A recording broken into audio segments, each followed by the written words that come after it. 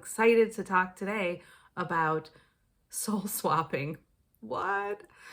So if you guys don't know, I just talked about one of my friends who translated or died a few years ago, and I had seen her in the inner, and she was in a baby body, okay? So I was visiting her in this new body. She was in a high chair, and she was ridiculously funny. She was like, what is wrong with these new people? They can't even stop this teething thing. And she was cursing. It was seriously surreal watching her in a different body about age 1 and mentally, telepathically cursing about how it hurts to have teeth coming in. It was just weird, but I'm like, what do you want me to do? I don't know where you are. I'm just visiting you, you know? But the point is, like, she jumped into a body right away.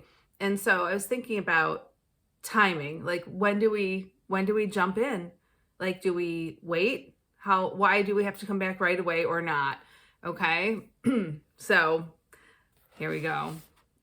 I found this. I just opened up to this page, and it happens to be exactly what I wanted to find, actually. So here's what it's called: Reincarnation and Timing.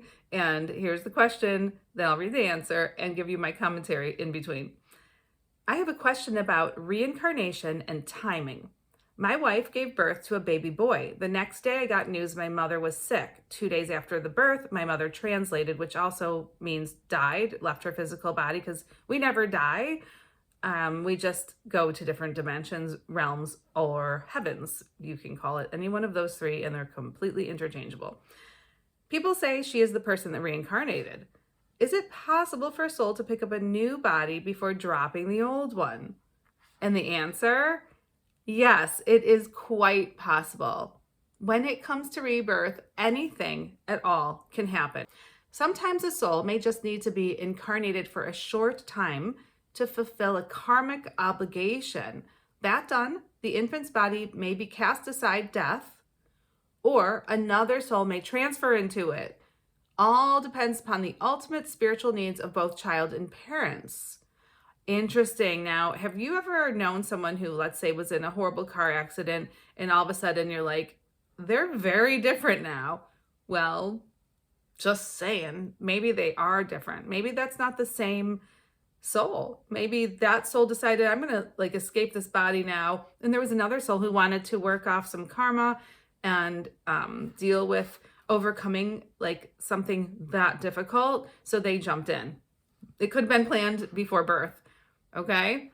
There is, however, a general order to the workings of rebirth. In most cases, soul spends a variable amount of time on the astral plane. That's the first plane above the physical plane, reviewing mistakes from their immediate past. Okay, from their immediate past incarnation. Okay, just saying, any of you people out there who want justice, there is no need to get it yourself, ever. Okay, trust me. These people who've done you wrong, okay, they're gonna have a panel of impartial, detached judges, and they're going to be forced to watch a review of what they did in the past life. They're going to have to watch every horrible thing, every horrible consequence. They're going to have to watch the pain that they caused. They're going to have to deal with it. I shouldn't be so delighted about that, and I'm not, because I truly don't want anyone to suffer. But that being said, it's just freeing. It's you know what? Whatever anyone's done to you, seriously, you guys, whatever anyone has done to you, no matter how horrible, they caused you to lose a business, if they broke your heart, they cheated on you, if they did whatever they did, they lied about you, lied to you, the lists are endless, okay? Horrible stuff happens. I mean, even worse than stuff like that. They will have to account for it. There's no escaping that. There's no escaping it, ever. Okay? So they return to a human body, say in a few months or years. Okay, and this friend of mine, she was a good heart, but she did some bad stuff. I'm telling you, it makes sense. She'd have to jump back in. God bless her. May the blessings be. That's a great prayer. I have another video talking about prayer. You guys don't want to pray for a specific outcome for others. That you just ask, may the blessings be, and that takes you out of receiving the karma attached to that person. Okay, because we don't know another soul path, and maybe they had a deal before they came in that they were supposed to experience something, and you're trying to pray it away like you know what's best. Okay. I digress. Highly evolved souls, though, go into the upper regions, like the mental plane, for advanced instruction. Their reincarnation may occur many centuries later. Whichever soul is now your son, everything is in accord with what is best for all around. So just love him. How can I remember more of my dreams? Oh, okay. We talked about dreams yesterday too. Remembering dreams takes a strong desire and a lot of willpower. It means going to bed early enough, of course. It means having a notebook, a pen, and a light nearby to record any fragment of a dream in the middle of the night. Or, lately, nowadays, with technology, just click on your text to yourself, put your name in there, okay? You can call yourself whatever you want, goddess. You can call yourself whatever, you could say beautiful, you could say handsome, you could say anything. And then you click on your name. Actually, I just have me and a beautiful flower, but I might change it now that I said that. And then you put your dream in with the voice recorder, so you don't really have to like open your eyes immediately. And then you listen to it. It's truly awesome in the morning to hear or to read what your voice recorder wrote. Right. Okay. Wrote. Right. Okay. All right. It means being satisfied with small bits of dreams in the beginning, but having the confidence of a sharper memory to come. Here's something I learned along the way. Dream memories slack off from time to time as you approach a new era of consciousness. That's so true. You could have the greatest soul travels where you're just in all these places and you have complete conscious awareness. And then for like a couple weeks or so, it's like, what happened? I guess you're acclimating to the new level. And there are levels. There's literally gateways to get through. And that's kind of cool. Stick with the spiritual exercises, okay? Because they help. Like chant the hue before you go to sleep, or love, love, love. If you don't want to chant the hue, I mean, there's no reason. It's just the ancient word for love. And it's non-denominational, so it really helps. It's like people chanting Om. I guess some people might think that's weird. I don't. It's just like you're attuning. It's like you're tuning into a channel that is of a higher vibration, and you're just bringing it in. Figure out how many past lives we've had as people. Thousands and thousands. And if you add in all other places soul has lodged itself, like stones, plants, insects, animals, and more, it would run into the millions. You guys, we are eternal beings having a temporary human experience. So we're eternal. Like, you get that? Like, we have always been around. So it's not just a few lifetimes, okay? It's a lot. A lot. A lot. The past is the past. The master will only call up a past life if there's a spiritual benefit to it. People like to conjure up images of themselves as important figures in history because their egos demand it, but it's seldom the case. Trust me, that's true. Today, you enjoy the highest spiritual state ever. Today, you are the youngest you will ever be in this body. Today, you are the youngest you will ever be in this body. And you are simultaneously the best you will ever yet be that you've ever been. That made sense. Okay, and you're simultaneously the best you've ever been, spiritually speaking, at least.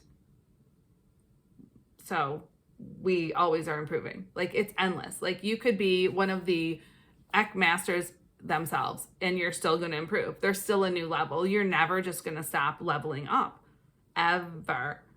Isn't that incredible? This is like awe-inspiring to me. Let your light shine. Ooh, I like this one. There are times when it is not possible to interact with other Eckankars, okay, or other spiritual people due to health, living in a distant location, being a senior, or some other circumstance. How can someone in rather isolated conditions be the joyful, open, eager one and celebrate the light and sound love with others? The Ek. Okay. During times when there is little of the interaction we want and need with other Eckankars or spiritual people, we can, of course, resort to the usual social media outlets, but also ask the Mahanta, the current living Ek Master, to let you meet like-minded individuals on the inner side. It's so true. How this works out is often surprising. You can meet people in the dream world that's called the inner, okay? And again, dreams are not dreams. Check out a lot of my videos. I've got like almost 600 videos now on spiritual matters.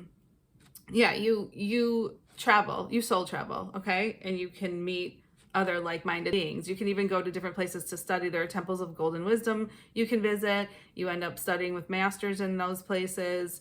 You have to ask and raise your vibration enough and clean yourself enough to be going to those places.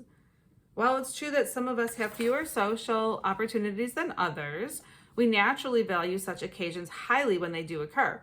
Oh, so make the most of it. Like, I love going to the Eckankar Worldwide Festival in Minneapolis every October, because, oh, I seriously, it's just the best. Like, I meet so many cool people, and it's like 3 or 4 days of like this blissed out state, because everyone there is so high vibed and just so cool from all over the world that I'm just like, it takes me a couple of weeks to come down from that. I'm not even kidding. It's just like whoosh. It's like walking into a vortex. I swear, it's like you're walking through some vortex. It's wild. So we really value the occasions when they do. I certainly value the worldwide in Chanhassen. That's where the Eck Temple is, but in Minneapolis at the convention center. Then we let our light shine in all its glory to celebrate Sugmad, or God's love for us. We welcome such blessings that cheer us on our way. All right. This is fun. I hope you're having fun with me. I love everything spiritual. Pure light at the soul plane. What are your first and second favorite colors? Ooh, so this is this is the current living Eck Master answering what his favorite color is and why. I'm excited. Okay. My favorite color is blue. Naturally, it's because of the blue light and the blue star of the Mahanta. My second favorite is yellow. It reflects the pure yellow light at the soul plane, growing paler until giving way to the dazzling white of the ocean of love and mercy, home of the Sugmad. Okay, the divine wisdom pool. Ooh, I'll do this one too. Can you describe what it's like to be linked up to the divine wisdom pool at the 10th initiation, as it's spoken of in the Shariat Ki Sugmad? Can you contrast between being within that state and earlier in your years in Eck before your experience of God consciousness on the bridge?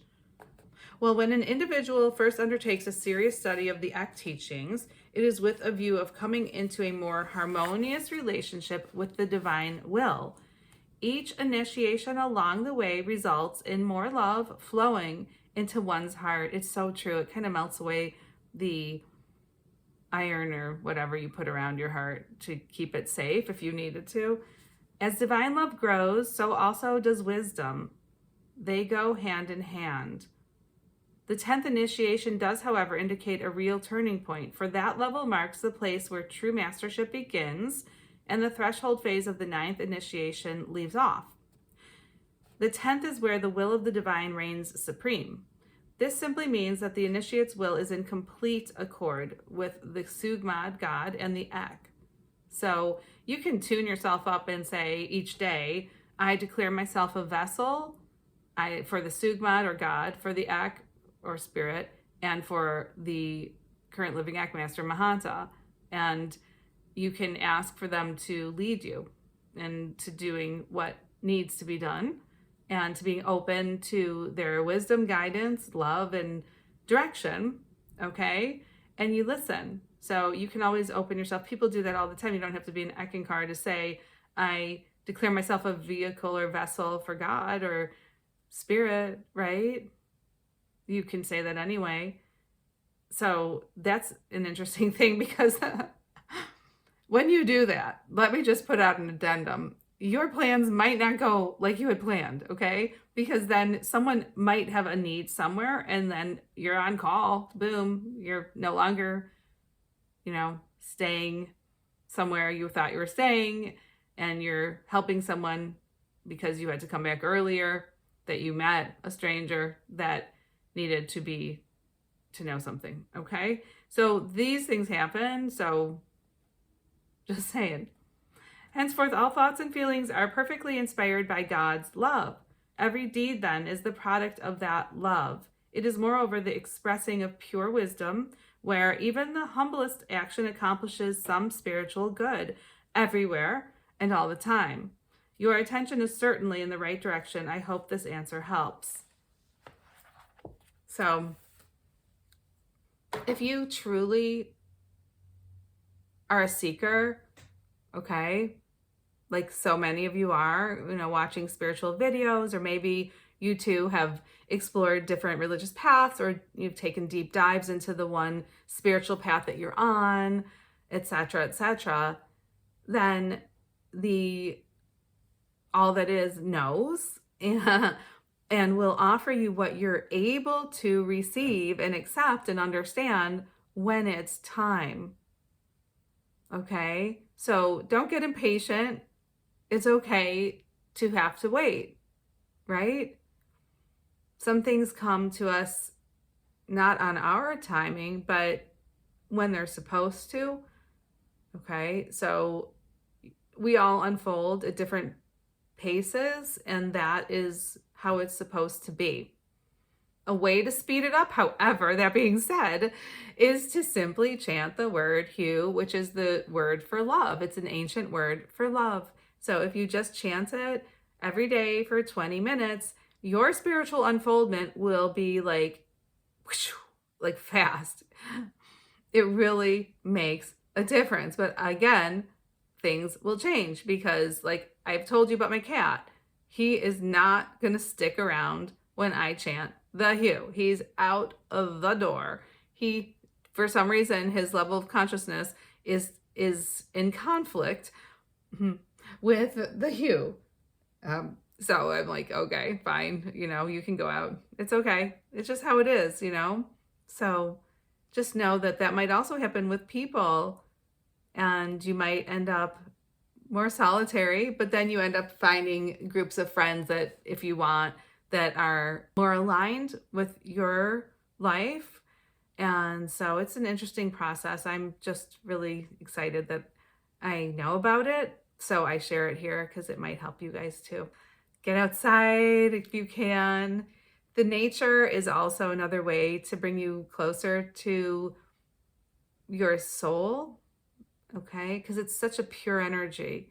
So nature is not tainted with the lower vibrational beings that, some of it might be, but for the most part, nature is pure, okay? And it can give you great solace. It's there. Love you.